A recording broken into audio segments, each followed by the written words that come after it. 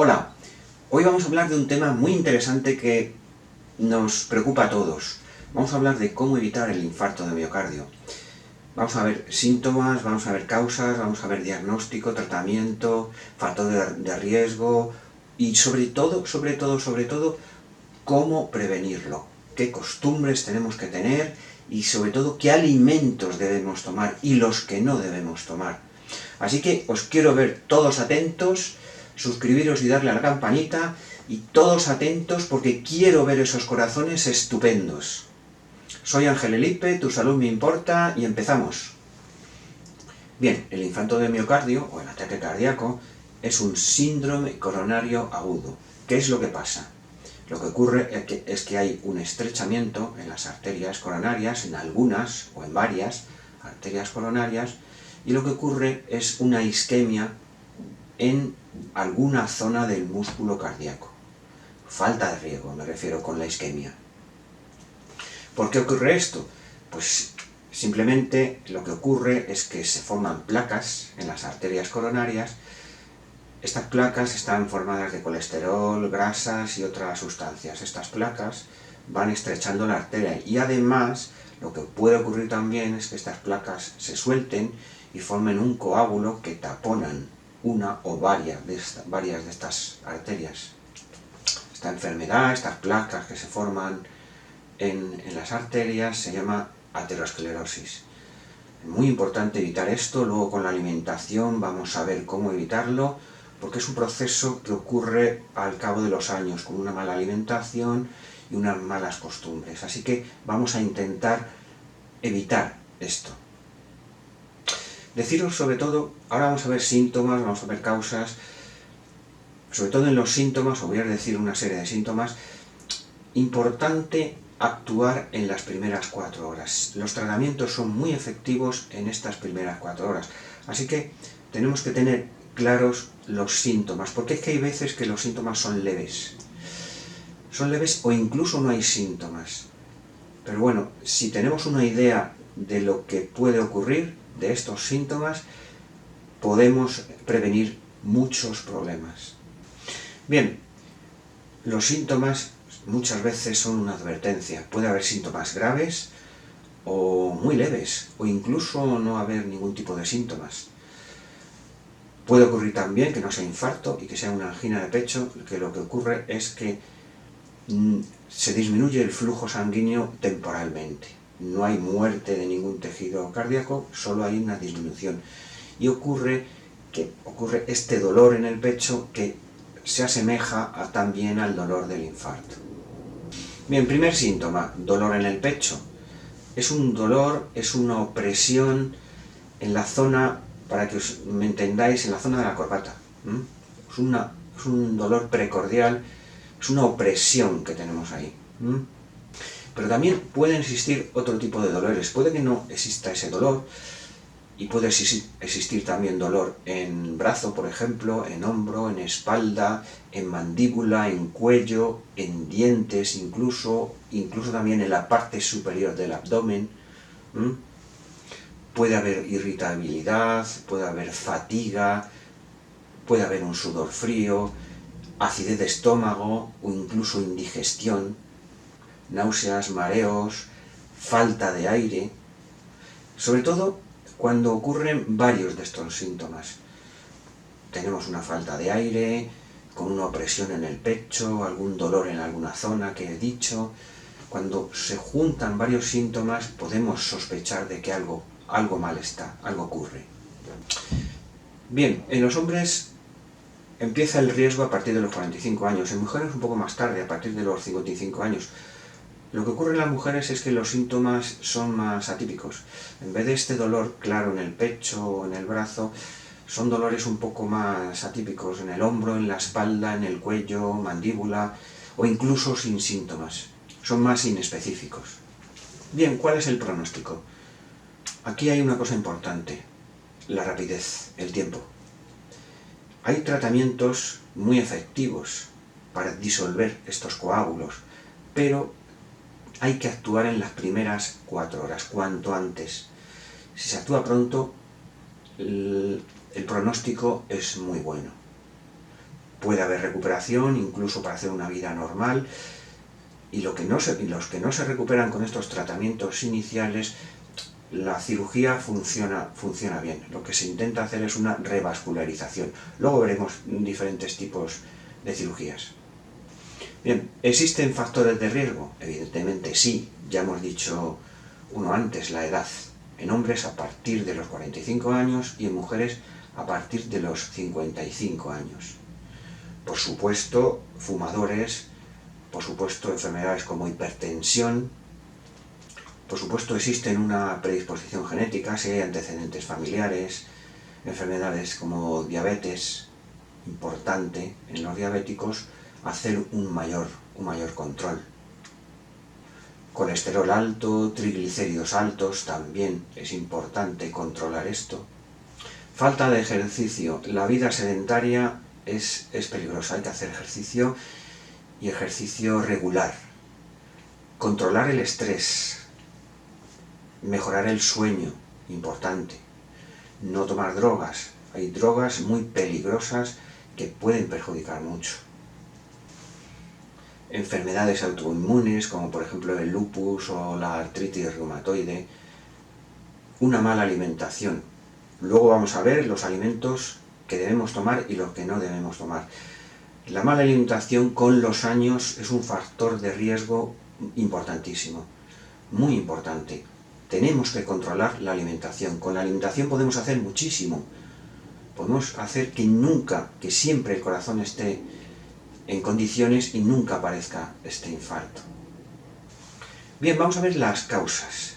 Evidentemente la principal causa es la enfermedad de las arterias coronarias, este estrechamiento de las arterias coronarias. Las arterias se taponan, como lo que hemos dicho, con las placas de ateroma, la aterosclerosis. Estas placas están formadas por, ya hemos dicho, grasas, colesterol y otras sustancias. Aparte de esto, las arterias se vuelven más rígidas por todos estos factores que hemos dicho antes. Entonces, hay un estrechamiento y estas placas se pueden soltar y formar un coágulo. Entonces lo que hay es una disminución del flujo sanguíneo total o parcial. Bien, ¿cómo se ve si es total o parcial? Con un electrocardiograma se puede ver si la obstrucción es total o parcial. Casi siempre, digo casi siempre porque hay veces que no es así. En la obstrucción total existe una elevación del segmento ST, lo de en el electrocardiograma, pues en el segmento ST hay una elevación, ¿no? Y en la parcial no existe esta elevación. Casi siempre es así. Hay casos en la total no hay elevación del segmento ST, pero normalmente sí que existe. Pero también puede ser que el estrechamiento de las coronarias no sea por una obstrucción, sino por una constricción. ¿Por qué? Pues porque las arterias no están bien, por ejemplo, tabaco, por abuso de alimentos con muchas grasas, colesterol. Las arterias se van formando más rígidas y pueden tener un espasmo y existir una constricción que lo que hace es reducir ese flujo sanguíneo y puede provocar el infarto, pero no por un coágulo. ¿Ok? Por supuesto, también por infecciones. Existen un montón de infecciones que pueden provocar un daño en el músculo cardíaco y provocar este infarto. También pueden existir roturas en la arteria coronaria. Estas roturas ocurren muchas veces por enfermedades que son genéticas y también porque las arterias no están bien. Están muy rígidas y se pueden romper, las paredes arteriales están debilitadas, por factores genéticos, enfermedades genéticas y por mala alimentación, por tabaco, por todos estos factores que hemos visto antes. ¿Pueden existir complicaciones? Sí, por eso digo que cuanto antes se trate, menos complicaciones habrá y los tratamientos funcionarán mejor.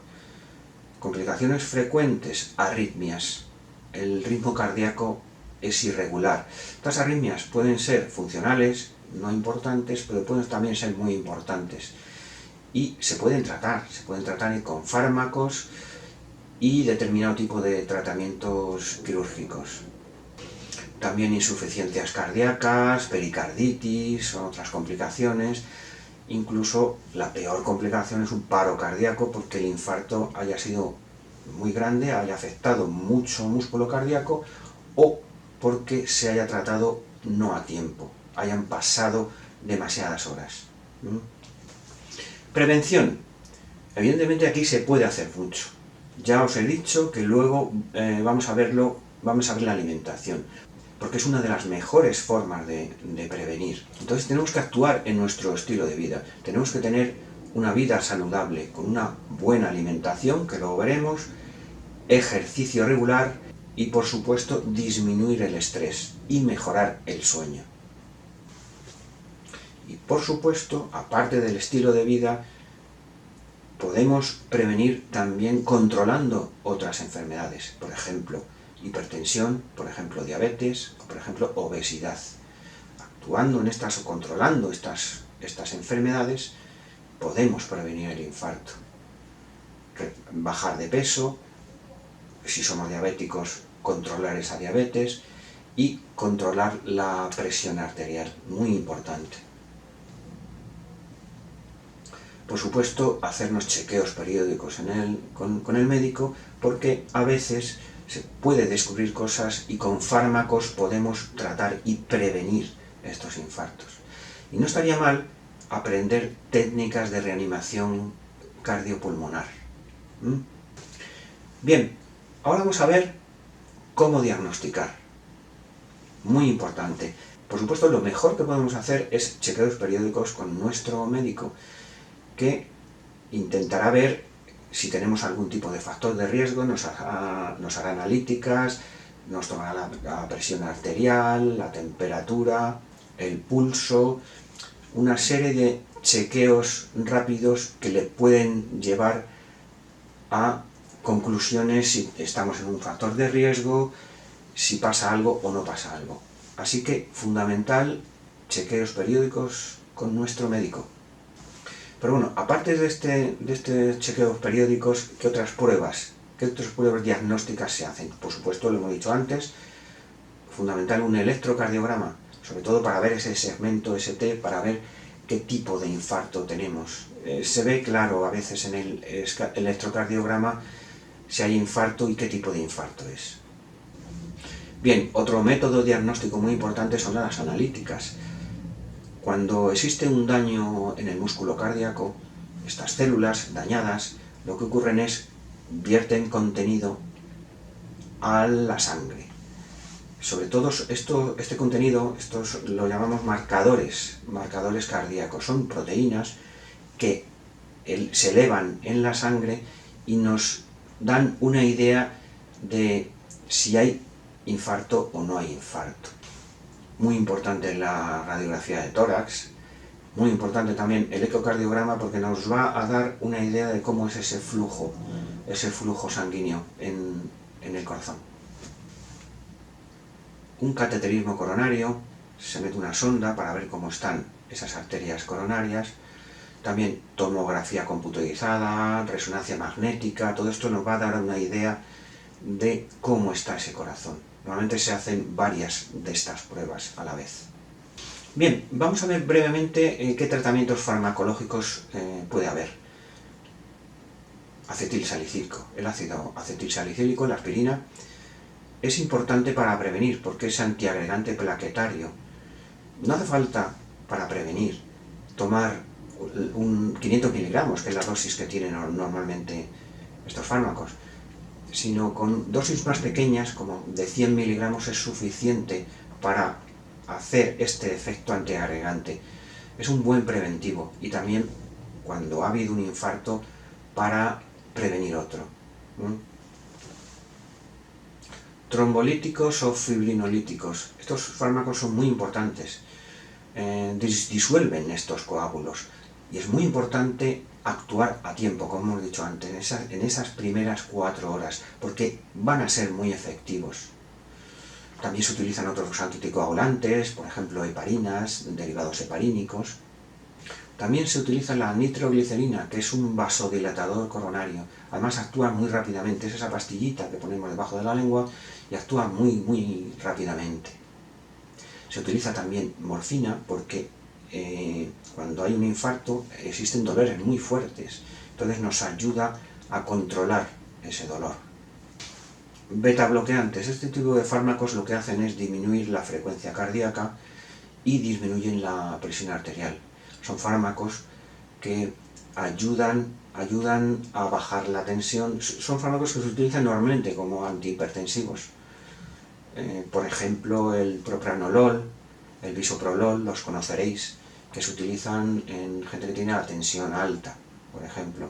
Las estatinas también se utilizan para bajar ese colesterol, porque es fundamental en gente que tiene un infarto controlar, tener ese colesterol un poquito más bajo de lo normal. Otros fármacos antihipertensivos que pueden ser diuréticos o no. Hay un montón de fármacos que ya conoceréis, si tenéis la tensión alta, un montón de fármacos que se utilizan para exactamente controlar la tensión. Como veis, actúan disminuyendo la frecuencia cardíaca, bajando el colesterol, por ejemplo, antiagregantes, vasodilatadores, todo para aumentar ese flujo sanguíneo y disminuir los coágulos. Bien, ¿qué cirugías se pueden hacer? Por ejemplo, la angioplastia.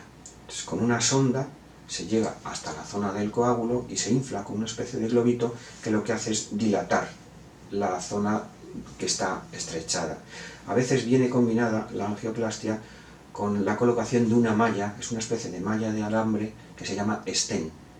Los stents lo que hacen es, pues eso, dilatar la zona estrechada para aumentar el flujo sanguíneo. Cuando esta angioplastia y estos stents no se pueden hacer, porque a veces es complicado, o la arteria es muy pequeña y no se puede colocar un stent, hay veces que hay que recurrir a un bypass. Lo que ocurre es que se utiliza otro vaso de otra zona del cuerpo y se hace como una especie de puente para abrir otra vía que se salte esa obstrucción. Son operaciones evidentemente a corazón abierto y son operaciones con un poquito más de riesgo, pero casi siempre ahora se puede hacer con angioplastia y con stents. Bien, normalmente cuando ocurre un infarto, cuando nos estamos recuperando en el hospital, lo que se suele hacer es una rehabilitación cardíaca. ¿Esto qué es? Pues nos enseñan a hacer una vida saludable. ¿Qué tipo de ejercicios? Con ejercicios personalizados. ¿Y qué tipo de alimentación? Que es fundamental para prevenir otro infarto y para mejorar. Pues bien, ahí nos vamos a centrar nosotros ahora, en esta alimentación. ¿Qué alimentos son interesantes? Y luego veremos los que no debemos tomar, que nos pueden perjudicar bastante.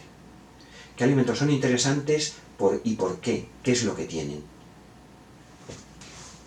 Todos estos alimentos van a actuar, por supuesto, bajando el colesterol y los triglicéridos, pero también actúan como vasodilatadores, por ejemplo, como antioxidantes, que van a mejorar el estado de las arterias y el flujo interno de las arterias. Bien, todos los frutos secos, pero en especial vamos a centrarnos en las nueces. Las nueces tienen mucho omega 3. Esto va a hacer que baje el colesterol. Los frutos secos y las nueces también tienen fibra. La fibra es muy importante también para controlar ese colesterol. Lo que hace es impedir su absorción, retrasar e impedir su absorción del colesterol de los alimentos. El brócoli, un alimento muy importante, lleva ácido fólico, lleva vitamina K, calcio, lleva hierro, lleva zinc y lleva antioxidantes. Estos antioxidantes tan importantes para mantener la salud de estos vasos sanguíneos. Chocolate negro, importante que sea chocolate negro, que tenga el mínimo de azúcar. Y si podéis encontrar cacao sin azúcar, que existe en polvo también, existe cacao desgrasado y sin azúcar, más interesante todavía. Tiene antioxidantes y tiene un montón de sustancias.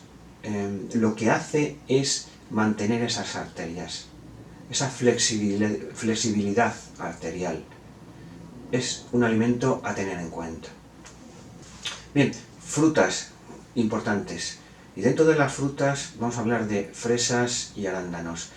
Contienen flavonoides. Aparte del efecto antioxidante que tienen, son vasodilatadores. Pero es que además protegen el endotelio vascular, esas capas, esa capa interna endotelial tan importante, que es donde se pegan las placas de ateroma, esas placas de colesterol y grasas. Mantienen la salud vascular en un estado óptimo. Y una fruta importante, las peras. La pera tiene procianidina. Esta sustancia lo que hace es reducir la rigidez de los tejidos cardíacos, no solo vasos, sino los tejidos cardíacos en general. Importante esta sustancia, importante esta fruta. El curry es un conjunto de especias, pero entre otras cosas tiene curcumina. La curcumina es antioxidante, es antiinflamatorio y es antihipertensivo. Sustancia a tener en cuenta. Té verde disminuye el colesterol, disminuye estas grasas sanguíneas malas. Así que otro alimento importante a tener en cuenta. Por supuestísimo, aceite de oliva. Esas grasas monoinsaturadas, tiene vitamina E también tiene omega 3, importantísimas para disminuir el colesterol. Disminuir las LDL, que es el colesterol malo, y aumentar las HDL, que es el colesterol bueno. Colesterol bueno, las HDL ya sabemos que retiran de sangre el colesterol malo. Pescados azules, y en especial el salmón, contienen mucho omega 3. Ya hemos dicho que el omega 3 disminuyen el colesterol y triglicéridos, pero también tienen un efecto potente antiinflamatorio y también evitan esa rigidez arterial, aumentan la elasticidad arterial. Otro alimento importante, vino tinto, contiene potentes antioxidantes, como por ejemplo el resveratrol, muy importante para mantener esa salud vascular, aparte de otros efectos muy beneficiosos que tiene este antioxidante potente. Legumbres importantes, es una muy buena fuente de proteína, vitaminas, minerales y también alto contenido en fibra.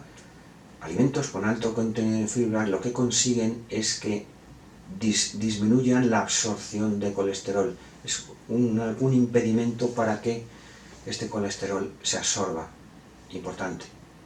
Cereales integrales y en especial la avena. Disminuye el colesterol. Importante para reducir este colesterol. Aparte que tienen vitaminas del complejo B, tiene calcio, tiene hierro y tiene potasio. Potasio es importante para controlar la hipertensión. Verduras y hortalizas. En la alimentación tiene que haber un montón de verduras y de hortalizas. Y ya hemos dicho también de frutas. Ojo, frutas enteras, no zumos. Bien, verduras y hortalizas tienen fibra, tienen minerales, tienen oligoelementos, tienen vitaminas. Dentro de estos minerales que hemos hablado, contienen potasio. Ya hemos dicho antes que el potasio es importante para controlar la presión arterial. Aparte de los antioxidantes potentes que también tienen las frutas y hortalizas, que van a mantener esa salud vascular en condiciones óptimas. Y vamos a hacer una mención especial aquí al ajo. El ajo es importante para controlar la tensión arterial, para los hipertensos y también para disminuir esas placas de ateroma. Así que alimento a tener en cuenta el ajo. Y las cebollas también. Bien, carnes blancas. Las carnes rojas tienen muchas propiedades, tienen una proteína muy buena, es una buena fuente de hierro, pero nos interesa aumentar aquí las carnes blancas, pollo, pavo, conejo. Es una buena fuente de proteínas, de minerales, de vitaminas. Y por supuesto, son bajas en grasas, por eso nos interesa dentro de la carne que comamos que sea mayormente carnes blancas. También tendremos que tener carnes rojas en la alimentación, pero menos. Los lácteos son importantes, pero tienen una pega, que tienen grasas. Por eso sería más interesante que fueran desnatados, para aprovecharnos del calcio, de las proteínas, de las vitaminas, y que no tengan esa grasa que nos pueden perjudicar. Bien, frutos secos y semillas. Antes hemos hablado de las nueces, pero también son importantes otros frutos secos y otras semillas. Nueces, como hemos dicho, también las almendras, semillas, por ejemplo, de lino, de calabaza, de girasol también.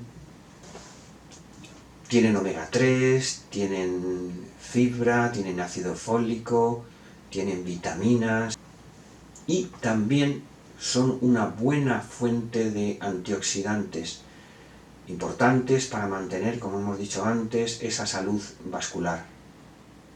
Bien, especias. Hemos hablado antes del curry, que es una mezcla de especias que tenía curcumina, que era muy importante, ¿no? Pero otras especias, como por ejemplo el jengibre y el clavo, tienen una propiedad muy importante, que son, entre otras cosas, también son antioxidantes, tienen antioxidantes, pero tienen efecto antiagregante plaquetario muy importante para evitar esos coágulos, prevenir esos taponamientos por coágulos. Bien, ahora vamos a ver algunos alimentos que debemos algunos reducir y otros evitar totalmente. Bien, empezamos por las carnes rojas.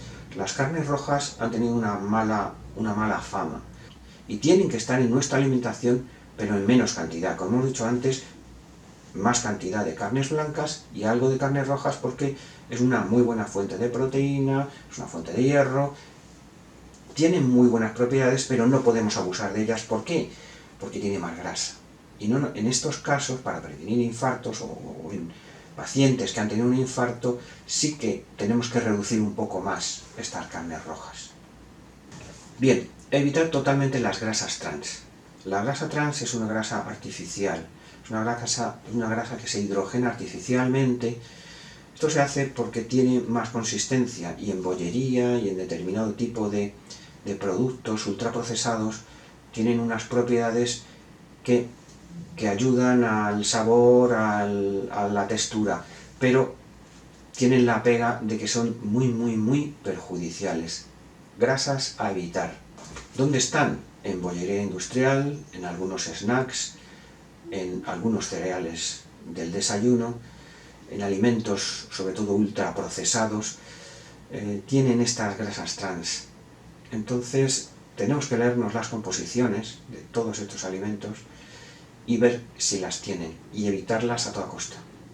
Bien, algunos alimentos precocinados, ultraprocesados, no sé, pizzas, croquetas, empanadas, estos alimentos que vienen envasados. Bien, algunos pueden ser buenos y otros no, pero pueden tener grasas trans. Por eso digo que es importante leerse los ingredientes y ver si tienen este tipo de grasas, porque este tipo de grasas las tenemos que evitar a toda costa, evitarlas totalmente. Bien, bebidas estimulantes. Bebidas que tengan algún tipo de excitante nos pueden perjudicar, pero bebidas que tengan no solo cafeína, me refiero, sino otro tipo de excitantes, en alta dosis sí que nos puede perjudicar, porque nos puede aumentar el estrés, y el estrés no nos viene nada bien.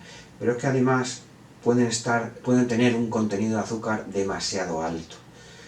El contenido de azúcar, los azúcares simples, los tenemos que controlar. Según la OMS, habla de que la ingesta diaria de azúcares simples debía estar en adultos por debajo de 25 gramos diarios. No el azúcar que tomemos, sino también el azúcar que contengan los alimentos, el azúcar en general, que tomemos al día. Y os aseguro que en la dieta cada vez hay mucho más azúcar y puede estar rondando en algunas personas superando los 200 gramos diarios. Eso no puede ser. El azúcar es malo para muchas cosas, el abuso del azúcar es malo para muchas cosas, y para este caso también. Así que controlar azúcares simples, importantísimo. Bien, como veréis, podemos actuar de muchas formas. Podemos actuar en la alimentación. La alimentación es muy importante. Hemos visto alimentos que tienen omega 3, que nos ayudan a bajar el colesterol, y los triglicéridos, que tienen antioxidantes, que mantienen la salud vascular en condiciones óptimas. Tenemos alimentos que funcionan como antiagregantes, que hacen que no se formen esos coágulos, pero también podemos actuar haciendo ejercicio, disminuyendo nuestro estrés. Aquí vemos, en este vídeo os estoy demostrando que podemos actuar de muchas formas para evitar esos infartos de miocardio, manteniendo nuestra salud alimentaria y nuestra salud mental, disminuyendo el estrés, aumentando el sueño. Importante mantener los ciclos del sueño. Si tenéis algún problema de sueño, podéis recurrir a la melatonina. La melatonina es algo que os va a ayudar y va a controlar esos ciclos del sueño. Repasaros el vídeo, tenéis un montón de alimentos y un montón de cosas para hacer. Vamos a dejarlo aquí, darle un like si os ha gustado el vídeo, suscribiros y darle a la campanita para que YouTube os mande notificaciones. Y me ayudaríais un montón si compartieseis los vídeos en vuestras redes sociales. Va a beneficiarse mucha gente. Muchísimas gracias por escucharme y adiós.